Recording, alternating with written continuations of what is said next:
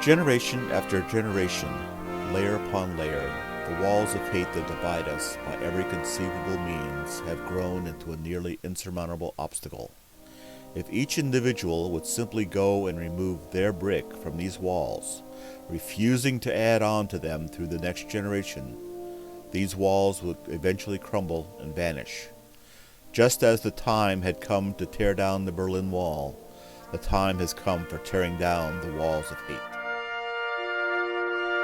Let us not wallow in the valley of despair. I say to you today, my friend, so even though we face the difficulties of today and tomorrow, I still have a dream. It is a dream deeply rooted in the American dream. I have a dream that one day this nation will rise up and live out the true meaning of its creed. We hold these truths to be self-evident, that all men are created equal.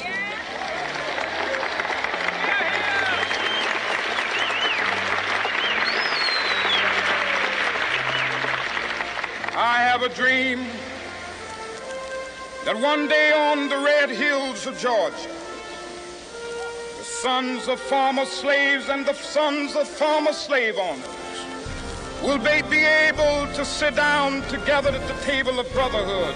I have a dream that one day